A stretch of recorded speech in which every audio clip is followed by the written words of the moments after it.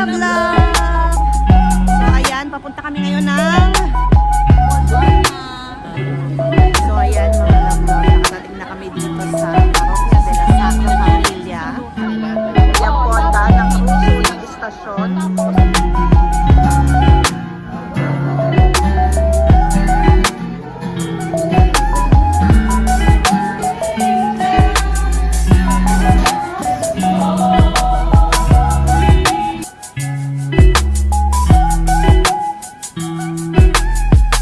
Good afternoon mga love, love!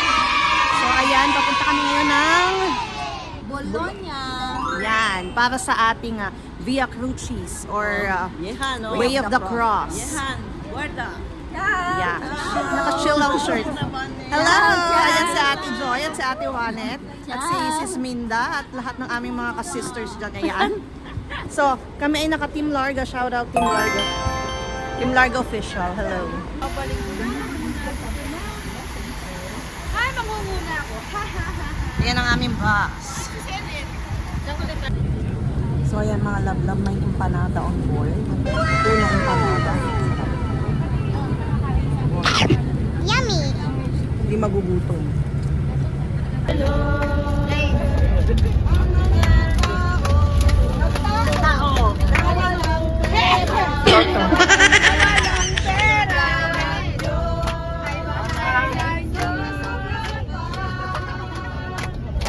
So, short-short ka na lang.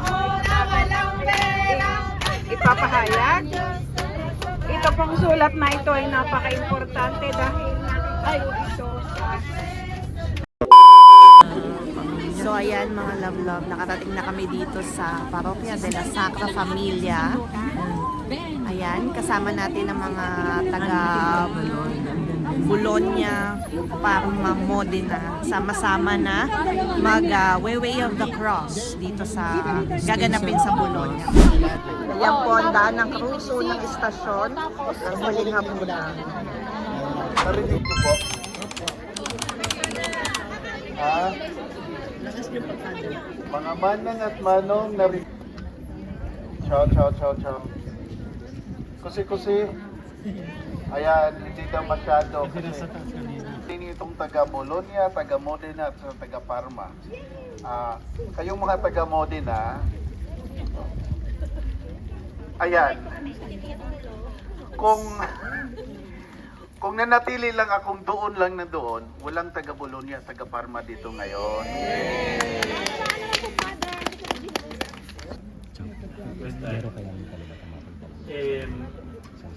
Molti anni fa io insegnavo religione in una scuola ai bambini delle medie.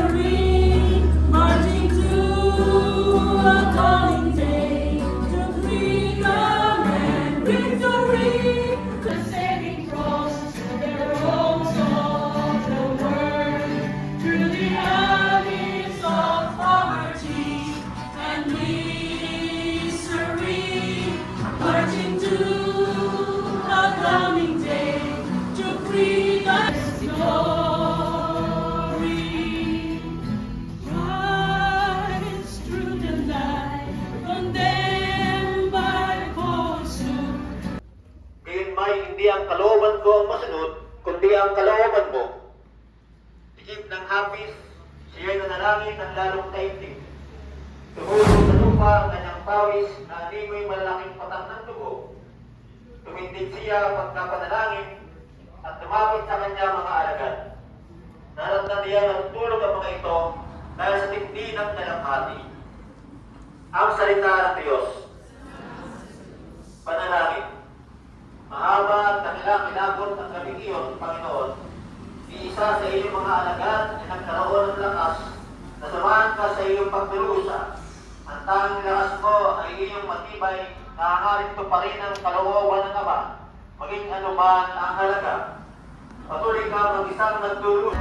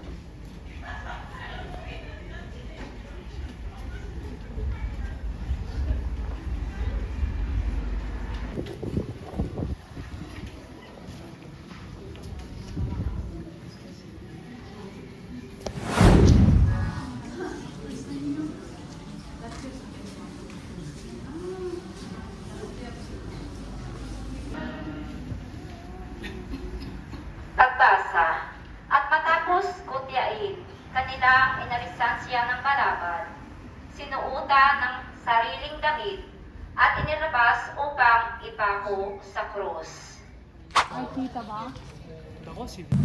So medyo na-stuck kami sa Way of the Cross kasi may mga ginagawa yung ibang station nila. As you can see, merong mga construction na nagaganap.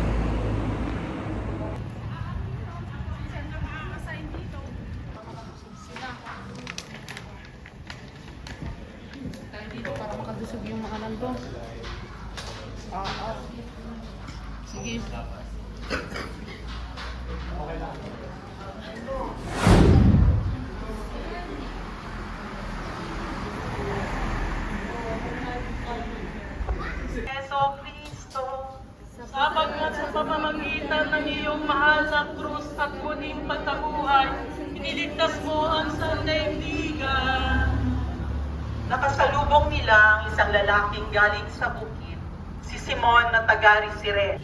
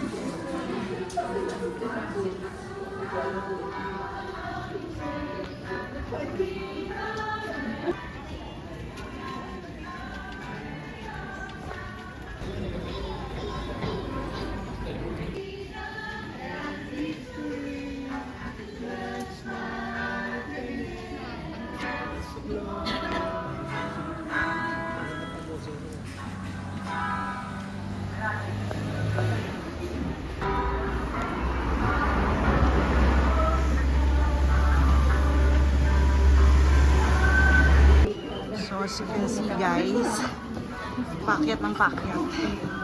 Ayan. So talagang dialay natin ang ating sakripisyo sa ating mga intentions.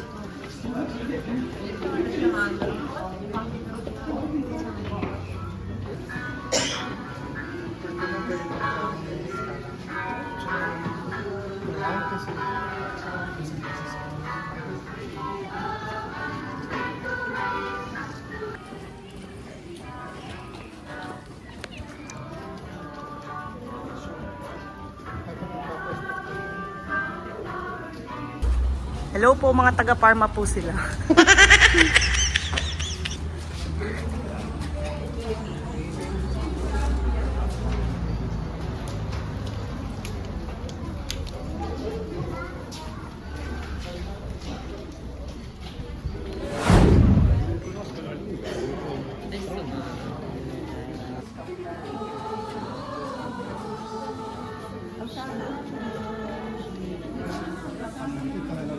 Hello po, si Sister Maris from San Damaso, Modena. yun. At yung mga taga-Parma po yun, yung mga nasa watawat ng Pilipinas.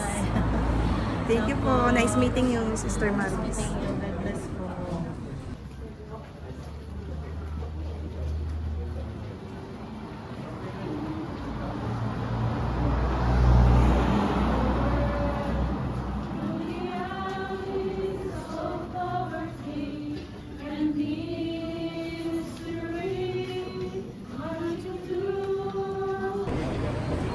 Ayan mga love-love. So we are now heading sa Sanctuary of the Virgin of St. Luke. Ayan, punta tayo sa taas. Last station. 14 station.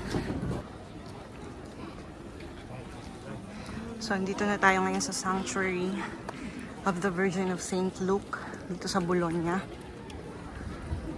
Ayan mga love-love. Tingnan nyo guys. So, sunod tayo sa kanila para sa 14th station. Yan.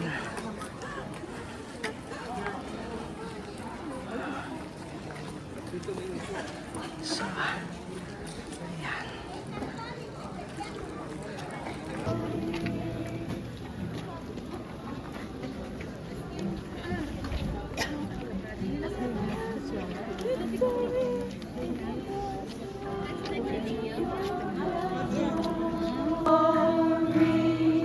Ang kanyang mukha ay nakakasilaw na parang kidlat at kasimputi ng busilak ang kanyang damit. Nanginig sa takot ang mga bantay at nabulagtang animoy patay nang makita ang anghel. Ngunit sinabi nito sa mga babae, "Huwag kayong matakot. Alam kong hinahanap ninyo si Jesus." There was a point niya na napatawa ako paminsan because there was a point when some others wanted us to go back. Our journey should not be pabalik ng pabalik ng pabalik. We need to move forward. Kahit anumang pagkakamali, hindi dapat balikan ang pagkakamali. We need to move forward and make even our life much better. That's how that's how we can regain yung pagkakamali natin. Hindi yun dapat balikan. But make your life, your journey, even lot better than what you used to have and what you used to be. Huwag yung balikan ang mali. Iba naman yung Station of the Cross, pabalik-balik. So, and along the way, you have sort of identified places where to stay, where to stop. But we don't have any full control. Maraming mga constructions, may mga ginagawa, may mga tao. We need to be sort of flying sa buhay natin. Hindi na tayo masyadong nakafix doon, but we have to be open. Kasi yung journey natin sa buhay ay it's not within our control, fully controlled. You have to give space sa grasya ng Panginoon. Napakahirap man, but there is always the grace of God that will sustain us hanggang makarating tayo dito ngayon. At fortunately, kahit marami diyang kaming mga matatanda, meron mang mga, kasi may nagreklamo na naman, meron mang medyo not too physically, pero ginagawa talaga nila voluntarily. So that yung pain nila ngayon, yung sacrifices, will have its therapeutic meaning and value. Sana naman ay pagbigyan sa Panginoon yung lahat ng mga kahilingan natin ngayon. And above all, let us dispose ourselves that kung anumang hinihingi natin sa Kanya, it should be according to His will, not our own will. So, at this point, I'll give you the blessing, but papasok tayo doon. Let's see if, kasi hindi sumasagot ko si Don Remo. So, papasok tayo doon and let's see if he may be available for the final blessing. Then after the final blessing, we can sing the closing song. Isa siguro sa mga kinakanta natin yung full Then, that's it.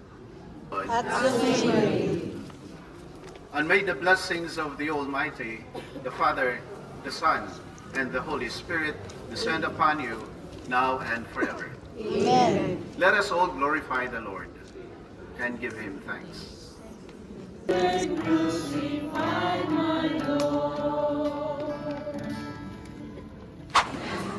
Sis Mamita. Ayan. So, say hi. So, andito po tayo ngayon sa tuktok ng Sanctuary of the Virgin of St. Luke. Yes. Nice. Ang ganda, no? Yan, kita ang view sa... Ang gaganda. O, diba, guys? So nice. Meron dito, pag dinadala lahat ngayon, malayo. Punta tayo sa loob. Ginakuha ng bagong 10 hectares. Oh, yan.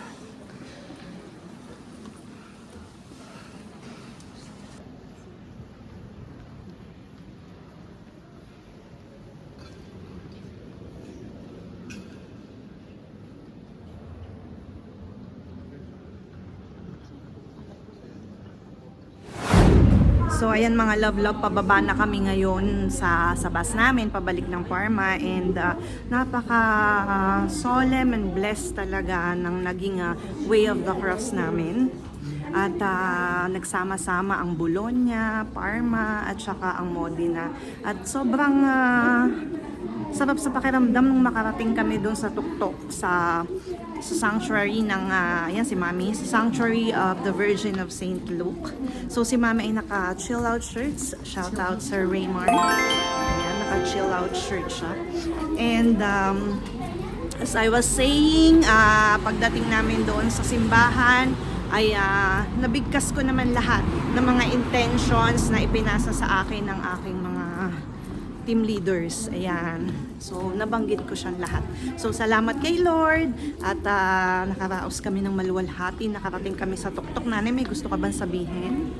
Nagpapasalamat ako sa inyong lahat, mga anak, sa patuloy niyong pagsuporta sa aking anak, na si Jindy. Alam naman namin kayong lahat. At buona Pasko sa inyong lahat. Happy Holy Week, guys. At nawa ay mag-enjoy kayo. Happy, no, hindi pa. Sabado de Gloria. Ayan. No, linggo na sa kanila, anak. Basta. Sabado de Gloria pa sa atin, Mami. So, happy Easter din sa inyo at naway mag-enjoy kayo kasama ng inyong mga mahal sa buhay, guys. And tandaan nyo, guys, na forgiveness and love ang key sa Holy Week ngayon. Yan. Alalahanin natin ang Passion of the Christ. Para tayo ay mabuhay ng masaya, mapayapa, kailangan natin magpatawad. Yung taong alam mo naman na ay namumuhian ninyo o ano, aaway ninyo, mahalin mo. Kasi yun ang sabi ni Lord. Okay? So, this is it, guys. Thank you, Lord. At kami uuwi na ng Parma. Bye! Bye! Like and subscribe. Jeline D. Gutuman. Hello po. Yan mga gutuman.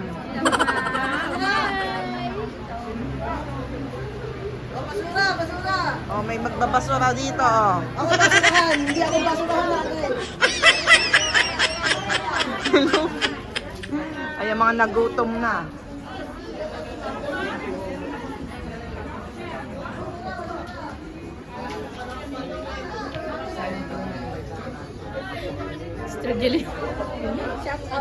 May bukas kaya bukas na.